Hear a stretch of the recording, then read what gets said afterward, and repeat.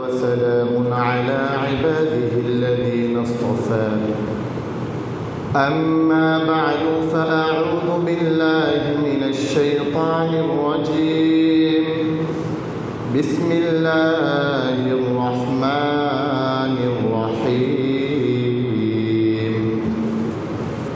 ما كان محمد أبا أحد من رجالكم ولكن رسول الله وخاتم النبيين وكان الله بكل شيء عليما আমরা সকলে নামাজে যে দুরূদ পড়ি ওই দুরূদটা পড়ি আল্লাহুম্মা সাল্লি আলা মুহাম্মাদ ওয়া আলা আলি মুহাম্মাদ কামা সাল্লাইতা আলা ইব্রাহিম ওয়া আলা আলি ইব্রাহিম ইন্নাকা হামিদুম মাজিদ আল্লাহুম্মা বারিক আলা মুহাম্মাদ ওয়া আলা আলি মুহাম্মাদ كما باركت على إبراهيم وعلى آل إبراهيم إنك حميد مجيد الحمد لله الله رب العالمين الكتھے لاکھوں کوٹی شکریہ রব্বুল করিম আমাদেরকে সৈয়দুল আইয়াম জুমার দিনে পৃথিবীর পবিত্রতম স্থান মসজিদে জুমা পূর্ববর্তী কোরআন ও হাদিসের মজমায় ঈমানের সাথে সুস্থতার সাথে আসার বসার কোরআন ও হাদিসের কিছু কথা বলার ও শোনার সুযোগ দান করেছেন। আমরা আমাদের মালিকের দরবারে মন প্রাণ উজাড় করে দিয়ে কালিমাতুশ শুকর আদায় করি। সকলেই বলি আলহামদুলিল্লাহ। दुरूद रहमत बरसित हो इमामुना कुदवतुना नबीयुना रहमतल लिल आलमीन हज़रत मुहम्मद मुस्तफ़ा सल्लल्लाहु अलैहि वसल्लमेर प्रति। प्रिय मुसल्ली भाइरा, आमादेर धाराबाहिक गत दुईटी जुमुआते आमरा दो जहानेर बादशाह सय्यिदुल कौनैन मुहम्मदुर रसूलुल्लाह সাল্লাল্লাহু আলাইহি ওয়াসাল্লামের জীবনী সম্পর্কে আলোচনা শুনছিলাম। আল্লাহ রসুল সাল্লাল্লাহু আলাইহি ওয়াসাল্লামের ৬৩ বছরের জীবনী মৌলিকভাবে ৩ ভাগে বিভক্ত। নবুয়তের পূর্বের ৪০ বছরের জীবন এবং নবুয়তের পরের ২৩ বছরের জীবন আমার ২ ভাগে, মাক্কি জীবন এবং মাদানী জীবন। আমরা নবুয়তের পূর্বের ৪০ বছরের যে জীবনী, ওই জীবনের উপরে গত ২ জুমাতে আলোচনা করেছিলাম। আজকের আলোচনা বোঝার সুবিধার্থে আমরা গত ২ জুমার একটু সারসংক্ষেপ আমরা একটু জানার চেষ্টা করি। প্রথম জুমাতে আমাদের আলোচ্য বিষয় ছিল আল্লাহ রসুল সাল্লাল্লাহু আলাইহি ওয়াসাল্লাম তিনি যখন এই পৃথিবীতে আসেন তখন এই পৃথিবী ছিল অন্ধকারাচ্ছন্ন।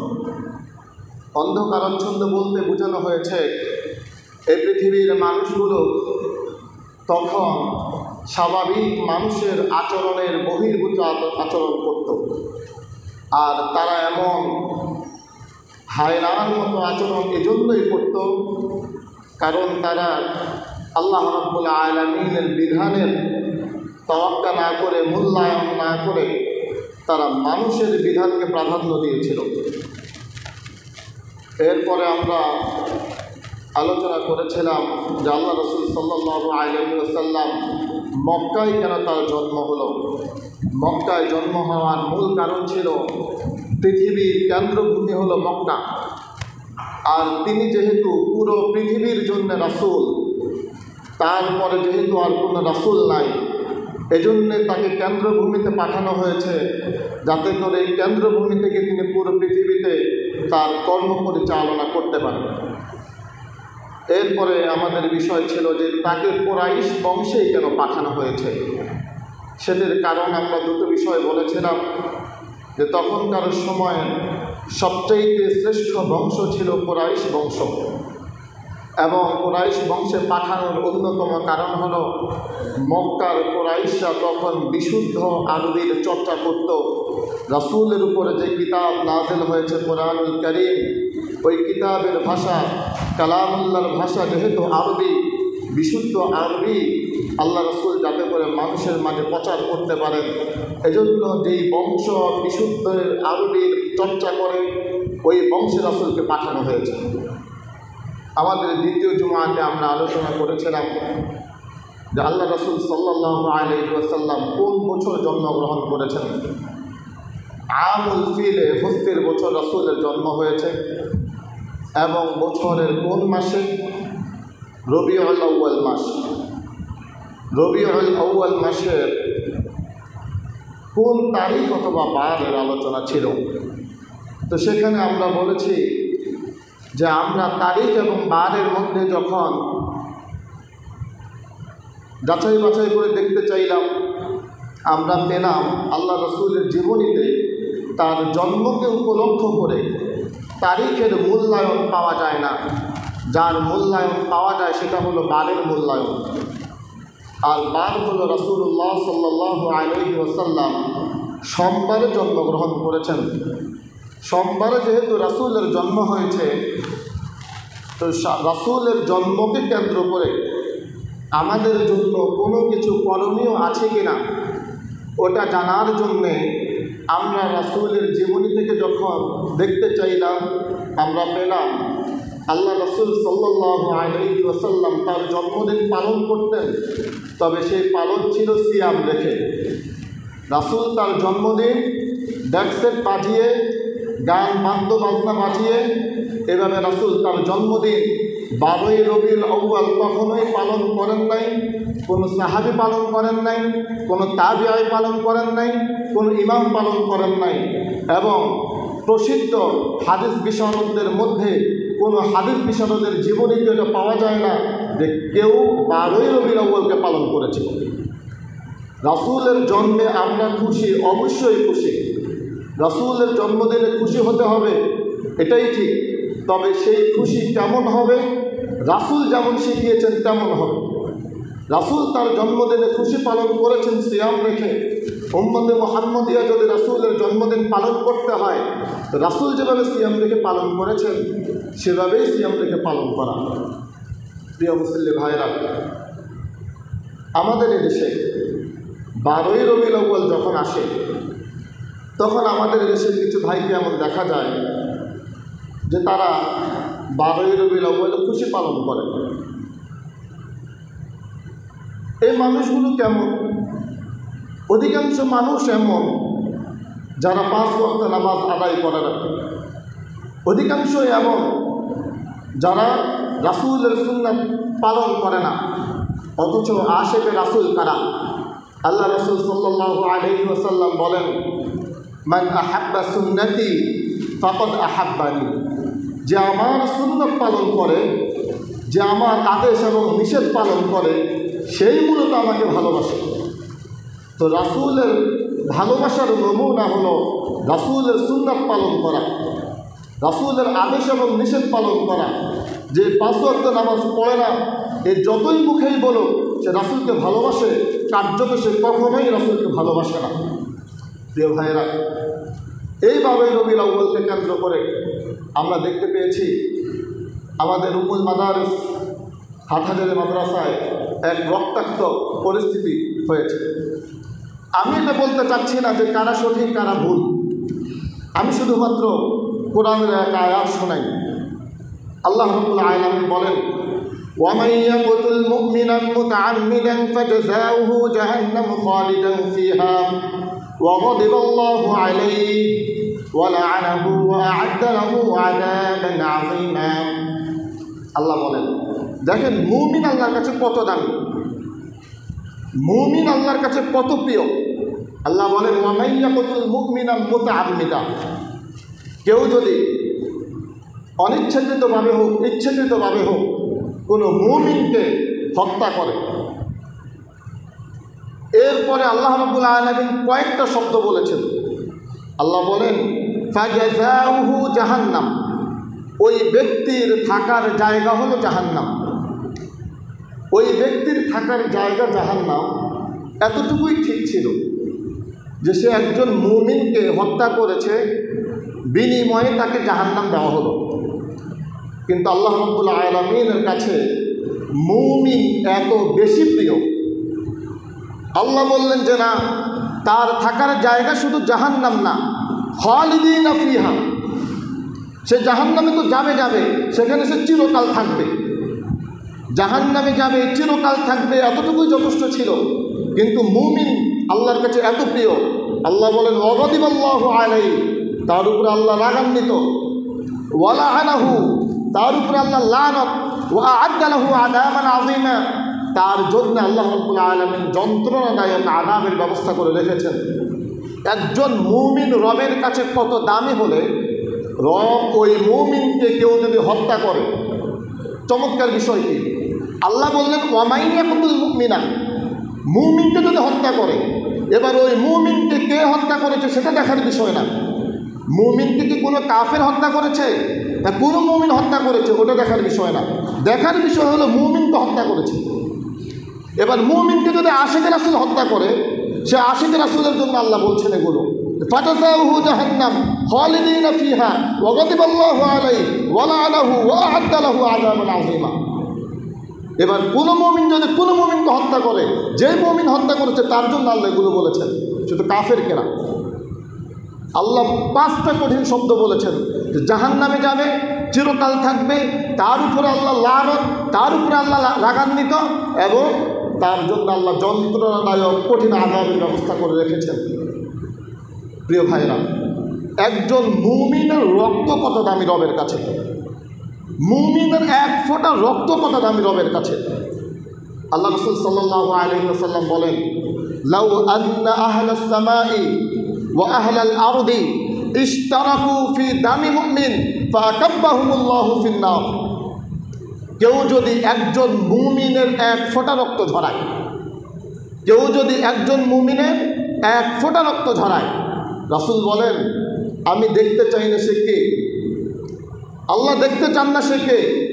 লাউ আন্না আহলাস সামাই ওয়া আহলাল আরদি, ওই এক ফোঁটা রক্ত ঝরানোর কাজে যদি আসমানের সমস্ত ফেরেশতারা থাকে, জমিনের সমস্ত মানুষ থাকে, মুমিনের এক ফোঁটা রক্ত ঝরানোর কাজে যদি আসমানের সমস্ত ফেরেশতারা থাকে, জমিনের সমস্ত মানুষেরা থাকে, ওরাও যদি মুমিন হয়, আর তারা সবাই মিলে যদি অন্য একজন মুমিনের এক ফোঁটা রক্ত ঝরায় অন্যায়ভাবে, আল্লাহ রাসূল বলেন রব এই সমস্ত আসমানওয়ালার সাথে, এই সমস্ত জমিনওয়ালার সাথে, জমিনের সমস্ত মানুষের সাথে, জমিনের সমস্ত ফেরেশতার সাথে, জমিনের সমস্ত সৃষ্টিকুলের সাথে সবাই যদি একত্রিত হয়ে আরেকজন মুমিনের এক ফোঁটা রক্ত ঝরায়, আল্লাহ রাসূল বলেন ফাআকাব্বাহুমুল্লাহু ফিন নার, এই সমগ্র সৃষ্টিকে ওই এক ফোঁটা রক্ত ঝরানোর অপরাধে মুমিনের রক্ত আল্লাহর কাছে এত প্রিয় যে তাদের সবাইকে একত্রিত করে আল্লাহ জাহান্নামে নিক্ষেপ করবেন। প্রিয় ভাইরা, এজন্যে আমরা খুবই মর্মাহত হয়েছি যে আমাদের উম্মুল মাদারিসে যেভাবে রক্তাক্ত হয়েছে, ওর ফয়সালা আল্লাহ করবেন ইনশাআল্লাহ।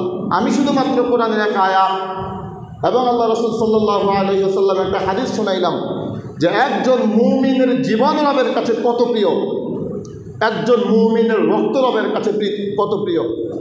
এবার দেখার বিষয় যে যারা রক্ত ঝরাইল তারা প্রকৃতপক্ষে মুমিন, তারা প্রকৃতপক্ষে আশিক রাসূল, যাদের রক্ত ঝরলো তারা প্রকৃতপক্ষে মুমিন, তারা প্রকৃতপক্ষে আশিক রাসূল। সে ফয়সালা আল্লাহর কাছে। বাকি আমরা যারা বুঝি, আমি আপনার কাছে ভাই এটা জোর করে চাপাই দিতে চাই না আপনাকে যে অমুকরা আশিক রাসূল, অমুকরা মুমিন, তমুকরা আশিক রাসূল, তমুকরা মুমিন। আপনার বিবেকে আপনি বুঝে নেন যে আশিক রাসূল প্রকৃতপক্ষে কারা, প্রকৃতপক্ষে মুমিন কারা। প্রিয় ভাইয়েরা, তো আমরা মূলত বিষয় ছিলাম যে আল্লাহ রাসূল সাল্লাল্লাহু আলাইহি ওয়াসাল্লাম তিনিও ঈদে মিলাদুন নবী, তার মিলাদ তিনিও পালন করেছেন। তবে সেই পালন করার ধরন কখনোই ডেক্সেট বাজিয়ে, গান বাদ্যবাজনা বাজিয়ে, কোনো মাদ্রাসার সামনে গিয়ে আওয়াজে গান বাদ্যবাজনা বাজিয়ে রাসূল সেটা করেন নাই। রাসূলও তার মিলাদ পালন করেছেন, রাসূলও তার জন্মদিন পালন করেছেন। সেই জন্মদিন রাসূল পালন করেছেন সিয়াম রেখে। এরপর আমরা আমাদের আলোচনায় বলেছিলাম যে আল্লাহ রাসূল নূরের তৈরি না মাটির তৈরি। সেখানে আমরা বলেছিলাম যে বান্দা হিসাবে, আবদ হিসাবে, ওয়াশহাদু আন্না মুহাম্মাদান আবদুহু ওয়া রাসূলুহু, আবদ হিসাবে আল্লাহ রাসূল বান্দা, বান্দা হিসেবে তিনি মাটি, ওয়া রাসূলুহু, রাসূল হিসেবে তিনি নূর। রিসালাতের দিক দিয়ে রাসূল নূর, বান্দা হিসেবে রাসূল মাটি।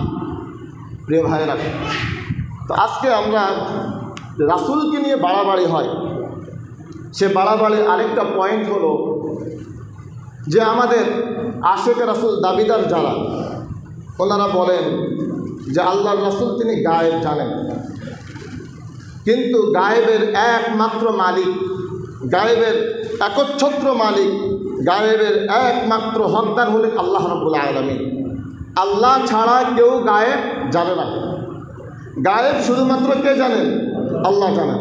আমাদের মূল আলোচনা আজকে, যদি আমাদের সময় সংক্ষিপ্ত, আমি খুব দ্রুতই আজকের আলোচনায় আমাদের 40 বছরের যে সামারি ওটা তুলে ধরার চেষ্টা করব ইনশাআল্লাহ।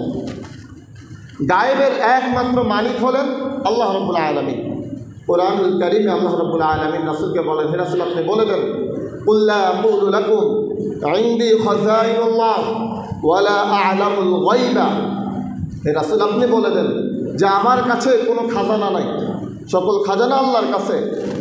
ওয়া লা আ'লামুল গায়বা, এবং আমি রাসূল গায়েব জানি না। রাসূল নিজে বললেন যে আমি গায়েব জানি না। আল্লাহ তো রাসূলকে বলতে বললেন যে রাসূল আপনি বলে দেন। তো রাসূল যদি গায়েব জানতেন তখন রাসূল তো আয়াতকে সংস্কারও করতেন যে আমি গায়েব জানি না, এটা আল্লাহ বলেছেন, তবে আমি আসলে গায়েব জানি, এমন কিছু সংস্কার রাসূল করে দিতেন। কিন্তু রাসূল সরাসরি বললেন যে না, আমি গায়েব জানি না।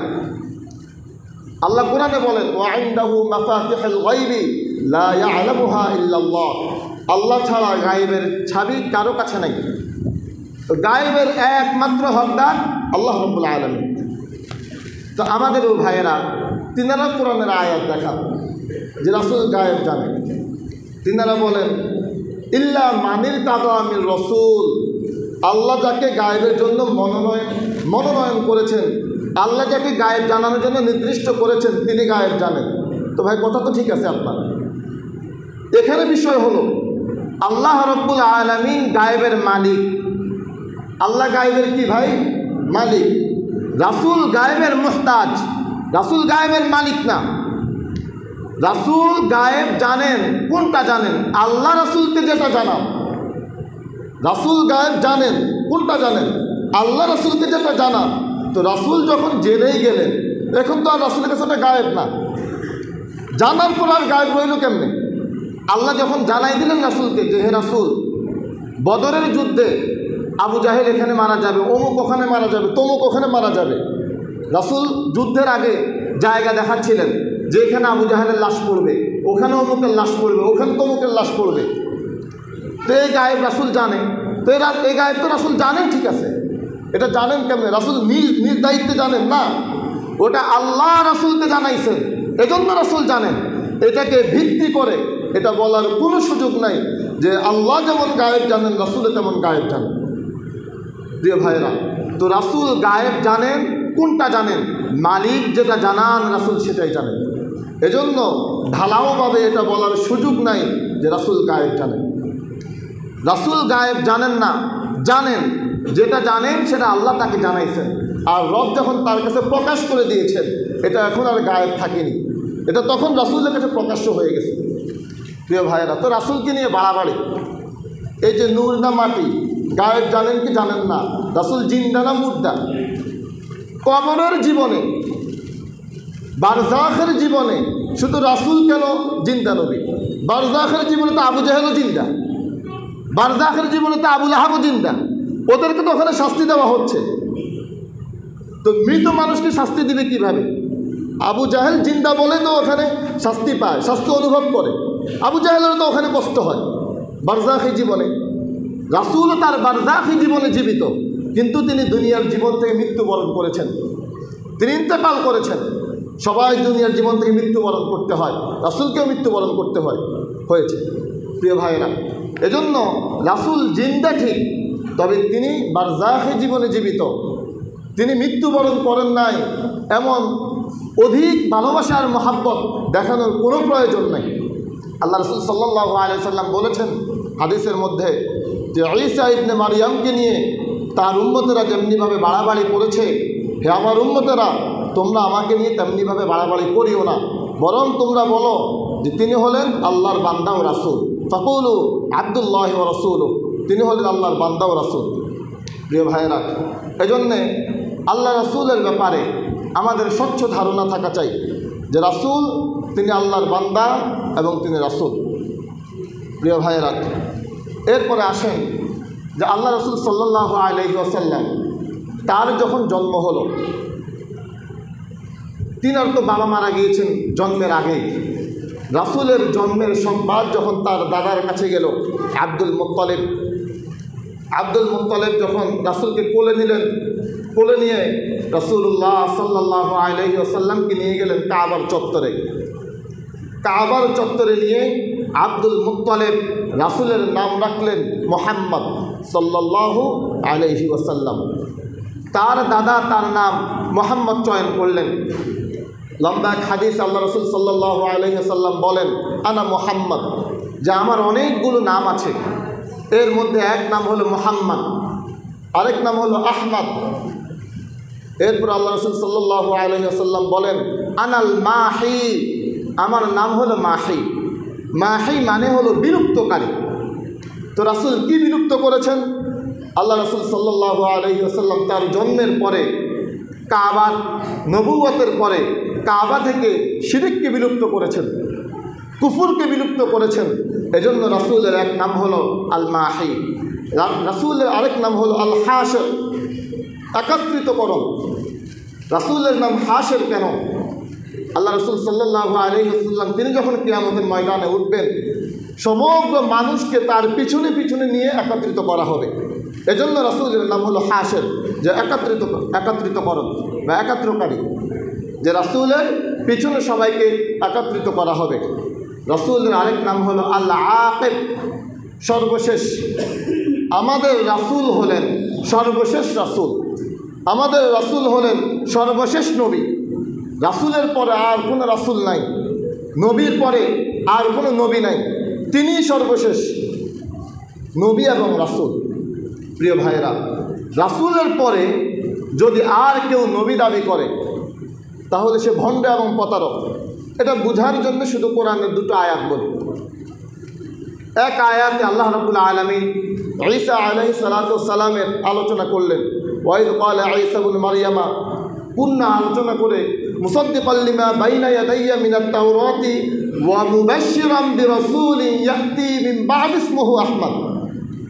ঈসা আলাইহিস সালাতু ওয়াস সালাম তার পূর্বে যে তাওরাত কিতাব এসেছে, ওই তাওরাত কিতাবের সত্যায়নকারী। যা আমার পূর্বে আসমানি কিতাব ছিল তাওরাত কিতাব। এরপরে তিনি বলেন ওয়া মুবাশশিরান, এবং আমি সুসংবাদ দিচ্ছি বিরাসূলিন ইয়াতি মিন বা'দি ইসমুহু আহমদ, আমার পরে একজন রাসূল আসবেন, তার নাম হবে আহমদ। তাহলে ঈসা আলাইহিস সালাতু ওয়াস সালামের আগে রাসূলের জন্ম হয়েছে না পরে জন্ম হয়েছে? ভাই বলেন, আগে না পরে? পরে। পরে হওয়ার কারণে তিনি বললেন যে বাদু, যে আমার পরে যে আসবে তার নাম হবে আহমদ। ঈসা আলাইহিস সালাতু ওয়াস সালাম তিনি তার পূর্বের কিতাবের সত্যায়ন করেছেন, এবং তিনার পরে যে আরেকজন রাসূল আসবে তিনি উম্মতকে সেটা জানাচ্ছেন যে আমার পরে আরেকজন আসবে। তার মানে আগের যুগের প্রত্যেক নবী রাসূলের মধ্যে একজন আরেকজনের সত্যায়ন করতেন। তিনি এসে তিনার আগে যিনি ছিলেন তার সত্যায়ন করতেন, এবং পরে যে আসবে তার ব্যাপারেও বলতেন, বাদিয়াতের সম্পর্ক থাকতো।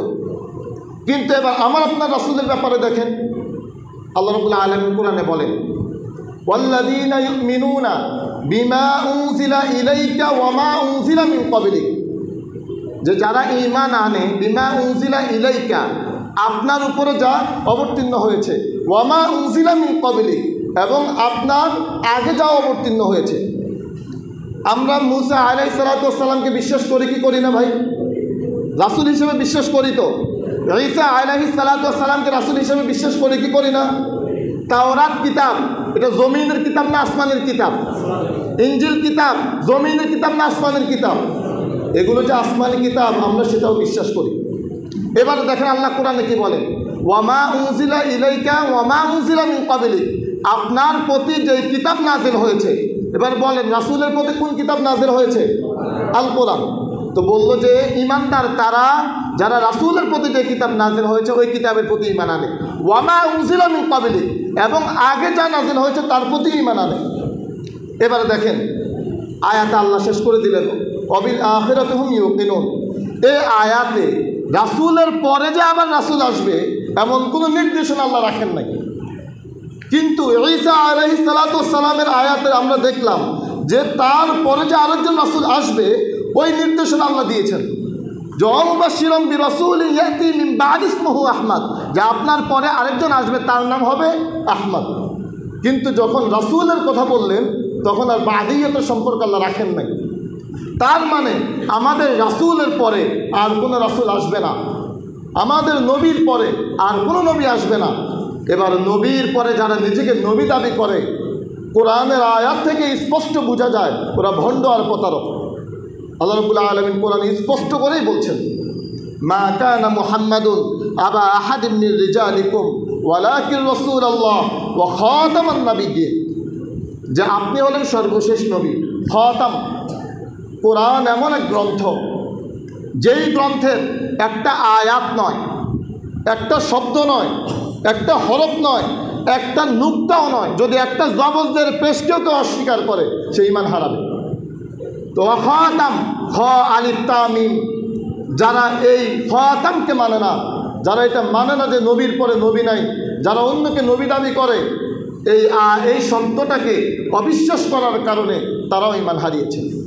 প্রিয় ভাইয়েরা, বাংলার জমিনে আলেম ওলামারা অনেক কষ্ট করছেন, মেহনত করছেন, যে বাংলার জমিনে কেউ যদি রাসূলকে নবী সর্বশেষ নবী না মেনে থাকতে চায় তাহলে সেটার নিজস্ব পরিচয় থাকুক। এই বাংলার জমিনে হিন্দু থাকে, বসবাস করে, কিন্তু হিন্দু এই বাংলার জমিনে মুমিন হিসেবে বসবাস করে না কাফির হিসেবে বসবাস করে? আচ্ছা, এটা একটু কঠিন হয়, বলেন ইমানদার হিসেবে বসবাস করে নাকি বেঈমান হিসেবে বসবাস করে? বেঈমান হিসেবে। এই বাংলার জমিনে বৌদ্ধ আছে কি নাই ভাই? আছে। বৌদ্ধরা তারা নিজেদেরকে মুসলিম দাবি করে নাকি তাদের মানে স্বতন্ত্র যে না আমরা অন্য ধর্মের, সেই ধর্ম দাবি করে? তো ভাই আমরা এটা বলতে চাই যে যারা কাদিয়ানি, গোলাম আহমদ কাদিয়ানিকে যারা অনুসরণ করে তারা ওই গোলাম আহমদ কাদিয়ানিকে অনুসরণ করো, তারা নিজের পরিচয় মুসলিম হিসেবে না দেয়। সংবিধানে যেমনিভাবে হিন্দু আছে, সংবিধানে যেমনিভাবে বৌদ্ধ আছে, খ্রিস্টান আছে, তেমনিভাবে তাদেরও স্বতন্ত্র পরিচয় থাকুক যে তারা কাদিয়ানি। আমরা বুঝতে যে কাদিয়ানি বেঈমান, হিন্দু যেমনিভাবে বেঈমান কাদিয়ানি তেমনিভাবে বেঈমান। কেন বলি বেঈমান? ওই কারণে বলি কারণ কোরআনকে অমান্য করার কারণে, কোরআনের শব্দকে না মানার কারণে। ভাই আমার এই ক্ষমতা নাই যে আমি কাউকে ইমানদার বলবো আর কাউকে বেঈমান বলবো, কিন্তু আমার কাছে এই মানদণ্ড আছে যে কেউ যদি কোরআন না মানে এবং প্রকাশ্যে বলে যে গোলাম আহমদ কাদিয়ানি সে একজন নবী, তাহলে এই আয়াত বলে যারা গোলাম আহমদ কাদিয়ানিকে নবী বলে তারা এই আয়াতের কারণে, এই আয়াতকে সামনে রেখে তারা তাদের ঈমানকে হারিয়ে ফেলছে। প্রিয় ভাইরা, তা আল্লাহ রাসূল সাল্লাল্লাহু আলাইহি ওয়াসাল্লামের আরেক নাম হলো আল আকিব, তিনি হলেন সর্বশেষ। তা আমাদের রাসূলের পর আর কোনো রাসূল নাই, রাসূলের আরও অনেক নাম আছে। তিনার নাম হলো নাবিয়ুর রাহমা, নাবিয়ুত তাওবাহ, নাবিয়ুল মালাহিম। নাবিয়ুল মালাহিম মানে হলো যুদ্ধানবী, যে আমাদের রাসূল যুদ্ধের রাসূল, যুদ্ধা রাসূল। রাসূলুল্লাহ সাল্লাল্লাহু আলাইহি ওয়াসাল্লাম তিনি তার জীবনে সশস্ত্র যুদ্ধ করেছেন 27টা যুদ্ধে রাসূল নিজে নেতৃত্ব দিয়েছেন। কিন্তু আজকের পশ্চিমা বিশ্ব তারা আমাদেরকে বোঝাতে চায় যে মুসলমানরা জঙ্গি, মুসলমানরা জঙ্গি। জঙ্গি এই শব্দটা এক দৃষ্টিকোণ থেকে ঠিক, জঙ্গি মানে তো যোদ্ধা, তো আমরা তো যোদ্ধাই, আমাদের রাসূল তো যুদ্ধানবী, তো আমরা তো যুদ্ধানবী। কিন্তু আমরা বলতে চাই যে জিহাদ এবং সন্ত্রাস এক জিনিস না। তোমরা তো সন্ত্রাসী করো।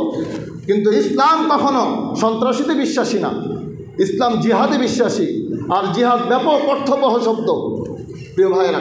তা আমরা শুধুমাত্র এতটুকু বোঝাতে চাই আমাদের এই সংক্ষিপ্ত আলোচনায় যে ইসলামী জিহাদ আছে, বাতিলের বিরুদ্ধে ইসলামী জিহাদ আছে। মুসলমানদেরকে জিহাদের সম্পর্কে স্বচ্ছ ধারণা রাখা উচিত। জিহাদ সন্ত্রাস এবং জিহাদ কখনোই এক জিনিস না। জিহাদ আল্লাহ প্রদত্ত জিনিস, সন্ত্রাস দুনিয়ার মানুষের বানানো জিনিস, প্রিয় ভাইয়েরা। আর পশ্চিমা বিশ্ব আমাদেরকে জিহাদ এবং সন্ত্রাসকে একাকার করে আমাদেরকে ট্যাগ দিতে চায় যে আমরা নাকি টেরোরিস্ট, আমরা নাকি সন্ত্রাসী। প্রিয় ভাইয়েরা, এজন্য আমাদেরকে এটা জানা উচিত যে আমাদের রাসূল তিনি কেন যুদ্ধানবী, আর আমাদেরকেও সে যুদ্ধানবীর উম্মত হিসাবে প্রত্যেকটা মুসলমানকে যুদ্ধা উম্মত হওয়া উচিত। এবং সেই যুদ্ধ আমরা কার সাথে করব, সে লড়াই আমাদের কার সাথে হবে, এ বিষয়গুলো আমাদের স্বচ্ছ ধারণা থাকা উচিত। প্রিয় ভাইয়েরা, তো আমরা রাসূলুল্লাহ সাল্লাল্লাহু আলাইহি ওয়াসাল্লামের নাম সম্পর্কে জানার চেষ্টা করেছি। এরপরে আল্লাহ রাসূল সাল্লাল্লাহু আলাইহি ওয়াসাল্লাম তার যখন জন্ম হয়েছে, 4 জন মহিষী নারী রাসূলুল্লাহ সাল্লাল্লাহু আলাইহি ওয়াসাল্লামকে লালন পালন করেছেন। একজন হলেন তার মা আমেনা, একজন হলেন সুয়াইবা, যিনি আবু লাহাব রাসূলের জন্মে খুশি হয়ে আজাদ করে দিয়েছিল। আরেকজন হলেন হালিমাতুস সাদিয়া। এই 3 জন সরাসরি রাসূলের দুধ মা আমেনা এবং সুয়াইবা আর হলো হালিমাতুস সাদিয়া।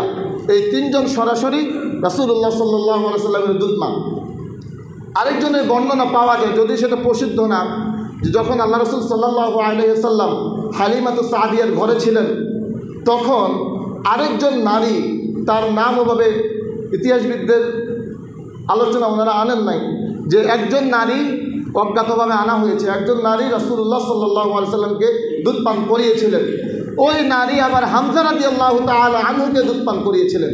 এজন্যে হামজা রাদিয়াল্লাহু তাআলা আনহুর সাথে রাসূলের সম্পর্ক 2টা, একটা হলো চাচা এবং ভাতিজার সম্পর্ক, আর ওই নারী রাসূলকে এবং হামজা রাদিয়াল্লাহু তাআলা আনহুকে দুধ পান করার কারণে উভয়জনের মধ্যে আবার দুধ ভাইয়ের সম্পর্ক।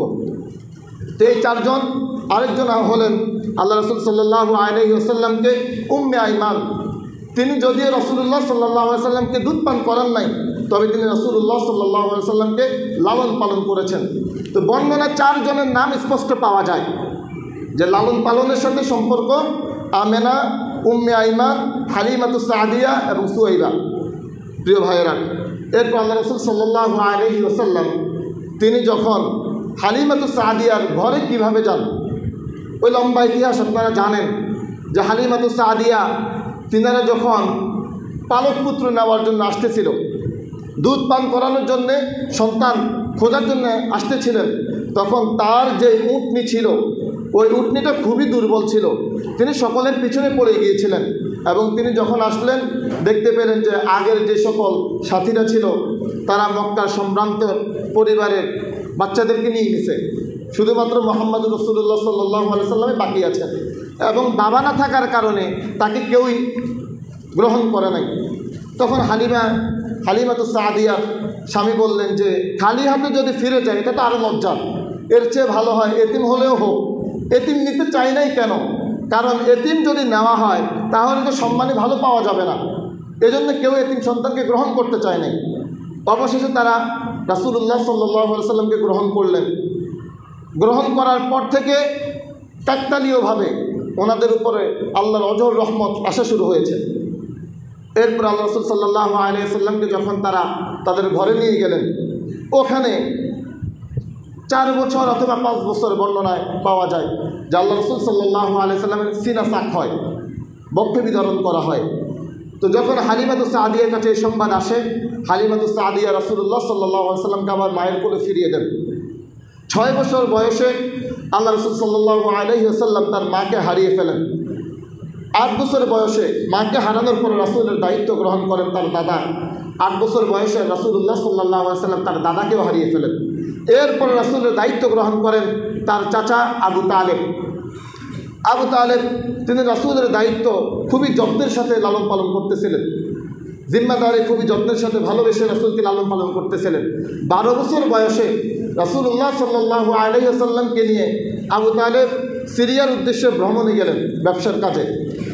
ব্যবসার কাছে যখন যাচ্ছিলেন তখনকার সময়ের এক খ্রিস্টান পাদ্রী তিনি দেখতে পেলেন যে এমন এক শিশুর আগমন হচ্ছে তার গির্জার দিকে, যেই শিশুর আগমনকে কেন্দ্র করে সমস্ত পাহাড় পর্বতগুলো, সমস্ত গাছপালাগুলো, সমস্ত পাথরগুলো তাকে সালাম জানাচ্ছে এবং সবাই তাকে সেজদা দিচ্ছে। ওই খ্রিস্টান পাদ্রী যখন এটা দেখলো, সে তার কক্ষ থেকে বের হয়ে এসে রাসূলুল্লাহ সাল্লাল্লাহু আলাইহি ওয়াসাল্লামের কাছে আসলেন। এসে বললেন যে আমি তোমাকে কিছু প্রশ্ন করব, তুমি কি আমাকে সঠিক জবাব দেবে লাত এবং উজ্জার নামে? তখন আল্লাহ রাসূল বললেন যে আমি লাত এবং উজ্জার নামে যদি হয় তাহলে আমি তোমার সাথে কোনো কথা বলবো না। যদি আল্লাহর নামে হয়, 12 বছর বয়স, যদি আল্লাহর নামে হয় তাহলে আমি তোমার প্রশ্ন উত্তরগুলো সঠিকভাবে দেব। তখন রাসূলুল্লাহ সাল্লাল্লাহু আলাইহি ওয়াসাল্লাম যে প্রশ্নগুলো করা হয়েছে আল্লাহ রাসূল সবগুলো সঠিক জবাব দিলেন। আর ওই পাদ্রী বললেন হাযা রাহমাতুল লিল আলামিন, ইনি হলেন রাহমাতুল লিল আলামিন, ইনি হলেন সর্বশেষ নবী আর ইনি হলেন সর্বশেষ রাসূল।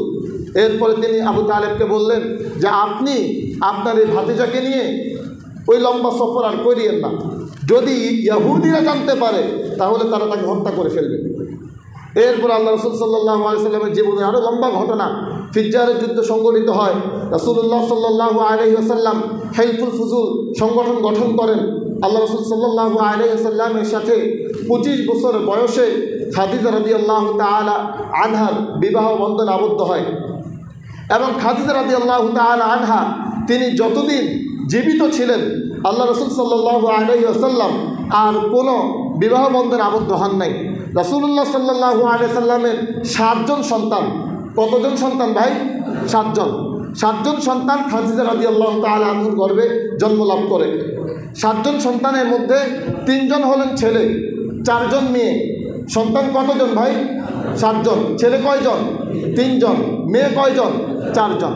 3 জন সন্তানই রাসূলুল্লাহ সাল্লাল্লাহু আলাইহি ওয়াসাল্লামের নবুয়তের আগে মারা যায়, আর 4 জন মেয়ে ওনারা জীবিত থাকেন, জয়নব, কুলসুম, রুকাইয়া এবং ফাতেমা রাদিয়াল্লাহু তাআলা আনহা। আর সন্তানরা একজনের নাম ছিল কাসেম, আরেকজনের নাম হলো তাইয়িব, আরেকজনের নাম ছিল তাহের। এই 3 জন ছেলে সন্তান আর 4 জন কন্যা সন্তান আল্লাহ রাসূল সাল্লাল্লাহু আলাইহি ওয়াসাল্লামের। এই 7 জন সন্তান খাদিজা রাদিয়াল্লাহু তাআলা আনহার গর্ভে জন্মলাভ করে। প্রিয় ভাইয়েরা, এরপরে রাসূলুল্লাহ সাল্লাল্লাহু আলাইহি ওয়াসাল্লামকে মক্কার মানুষেরা কত বেশি পছন্দ করত আর ভালোবাসত যে মক্কার মানুষেরা আল্লাহ রাসূল সাল্লাল্লাহু আলাইহি ওয়াসাল্লামকে আলামিন উপাধি দিয়েছে।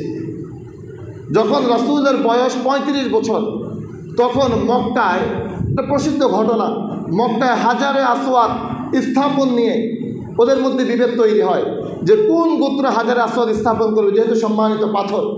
তখন তাদের মধ্যে সবাই লাগাতে চায় যে হাজারে আসওয়াদ আমরা স্থাপন করব।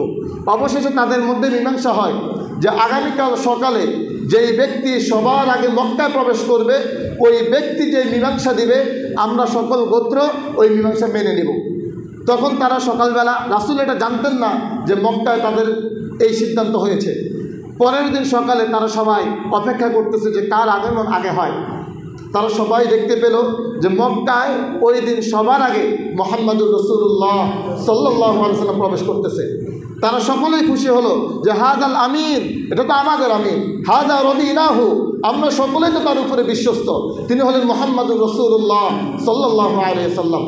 তখন তারা সকলেই খুশি হলো যে মুহাম্মদ যে সিদ্ধান্ত দিবে আমরা সকলেও সিদ্ধান্ত মেনে নিব। তো আল্লাহ রাসূল সাল্লাল্লাহু আলাইহি ওয়াসাল্লামের কাছে ঘটনা শোনানোর পর আল্লাহ রাসূল সাল্লাল্লাহু আলাইহি ওয়াসাল্লাম তাদেরকে বললেন যে আপনারা একটা রুমালের ব্যবস্থা করেন বা কাপড়ের ব্যবস্থা করেন, সকল গোত্র আপনার হাজারে আসওয়াদকে বহন করে যেই জায়গায় স্থাপন করা হবে ওই জায়গায় নিয়ে আসেন।